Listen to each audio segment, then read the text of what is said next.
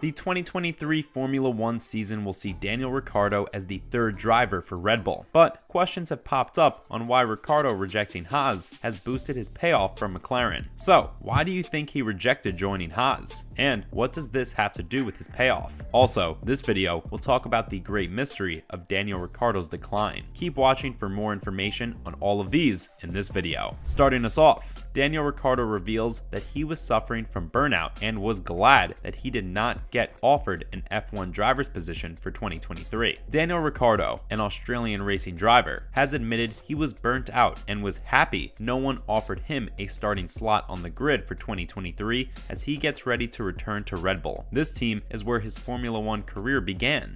Although he had 1 year remaining on his contract, his 2 years with McLaren were marred by poor performances and problems with his car. This finally led to his replacement by fellow Australian Oscar Piastri in 2023. After shaky performances with McLaren and Renault before that, the 33-year-old's career came to a crossroads before his original team, Red Bull, came to the rescue. Along with conducting promotional work for Red Bull, Ricciardo will join the team as a reserve driver, sharing the seat with Liam Lawson, a talented young Kiwi driver. It happened after the Australian turned down the chance to compete for starting spots with Red Bull, Mercedes, and Ferrari, while also being connected to lower-tier teams like Haas, Williams, and Alfa Romeo. Ricciardo, who had planned to take a year off from the sport, has now admitted that he was burnt out and needed a break from the demands of holding a top 2 position at a prestigious manufacturer. Ricciardo explained on the Beyond the Grid podcast that there were a few occasions when Ferrari was involved. He also added that Gunther Steiner, the Haas team principal, had contacted him. The F1 driver continued by saying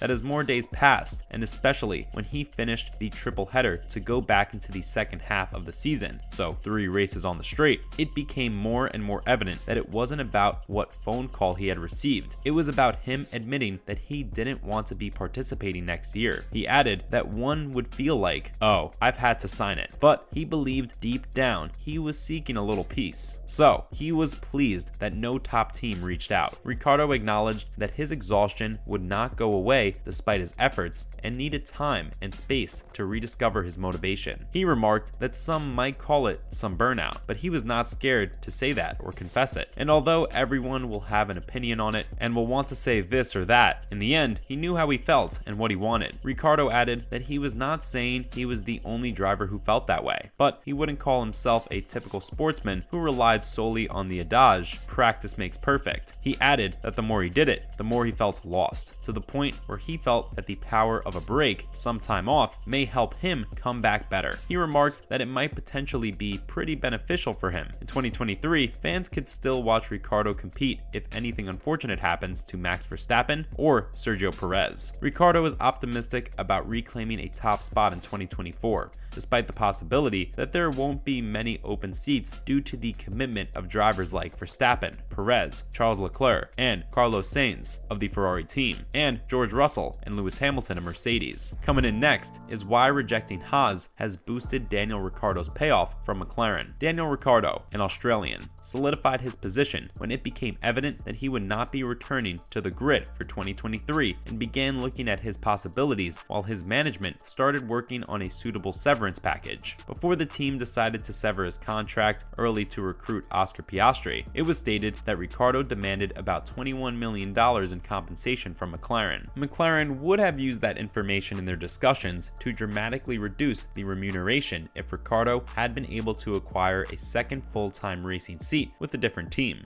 As a result of Ricciardo being able to land a third driver position with his former team, Red Bull, we now know that this ultimately amounted to over $18 million.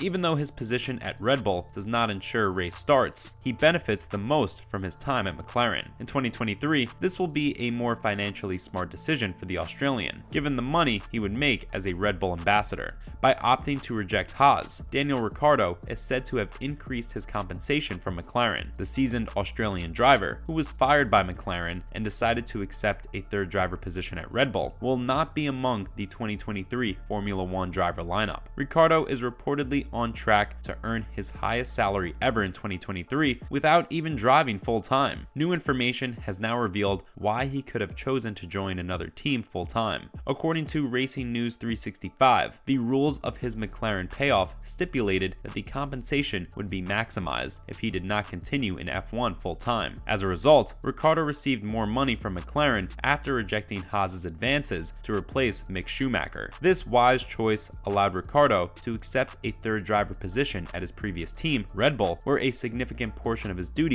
would include US-based ambassadorial activities. He is free to return to the circuit full-time in 2024, although Ricciardo admits he is taking a risk by walking away this year. Despite his expertise, there is no certainty that he will be able to return to Formula 1 next year. Even if he has raced for the final time, he has at least maximized his incredible profits from F1. This season, McLaren will team Lando Norris with rookie Oscar Piastri. Following that, how will Daniel Ricciardo earn his biggest payday ever in 2023? And rather than Ricciardo's new employers, Red Bull, it will be McLaren, which fired him, footing the bulk of the bill for his 2023 salary. The seasoned Australian will serve as Red Bull's third driver in 2023, participating in ambassadorial events and developing the RB19 that Max Verstappen and Sergio Perez will race. According to Sporttune.fr, Red Bull will pay him €2 million for the next year. But according to the article, Ricciardo would also receive €21 million from McLaren as a condition of ending the third year of his deal. The sum of €23 million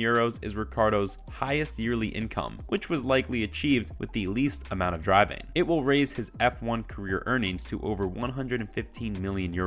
However, the arrangement benefits McLaren as well. They were aware that it would have been more expensive to retain Ricciardo than it would have been to pay him by ending the last year of his contract and hiring Oscar Piastri as a substitute. This is because Ricciardo was legally required to receive a wage increase in 2023 since he had already ranked joint 5th among the top earners in Formula 1 in 2022. However, after a dismal season in which he placed 11th in the F1 standings, among McLaren the top decided earners to let him in go. Formula 1 Finally, in the 2022. great mystery of Daniel Ricciardo's decline. In a disastrous season where nothing went right, McLaren's Daniel Ricciardo ended 11th in the F1 standings, well behind teammate Lando Norris. McLaren decided to cancel his contract for 2023 and replace him with rookie Oscar Piastri because he demanded the joint 4th largest compensation package on the list of F1 salaries. In his 2 years of racing for McLaren, Zach Brown says he's still baffled as to why Daniel Ricciardo couldn't have more success. It came as a bit of a shock when it was revealed he would be leaving Renault for a midfield opponent. When it was revealed that Ricciardo would be joining McLaren in 2021, his second season with the French manufacturer had not even started. He had seen little success at Renault, so it is obvious that he believed McLaren could only present him with additional prospects. Of course, it resulted in the Monza triumph in his inaugural year, but overall, he found it difficult to master the two vehicles he was handed, and most of his performances fell short of expectations. McLaren felt enough was enough, canceled his contract a year early, and hired Oscar Piastri to take his place in light of his reputation and substantial pay. Both parties have publicly accepted responsibility for the broken relationship, although CEO Brown is still unsure of the precise cause. When Speed Cafe asked Brown the question, he said he didn't know. He continued by saying that they investigated everything and gave it their all. He added that Daniel gave it his all. Their connection with Daniel was fantastic. He continued by saying that, obviously, the result was disappointing for both of them, but he found the reason for that to be quite puzzling. He remarked that Daniel might not know either, and neither do they. However, he added that they tried everything,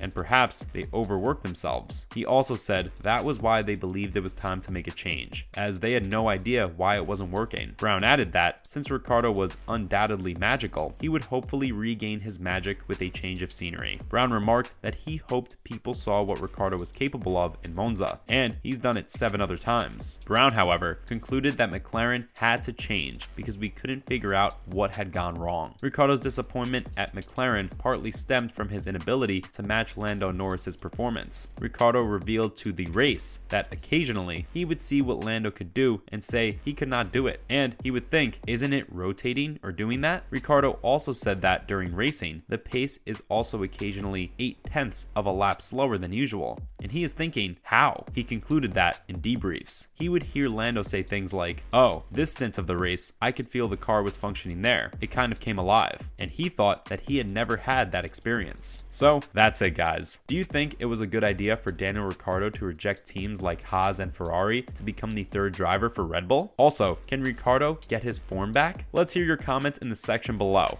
Please remember to subscribe, and thank you for watching.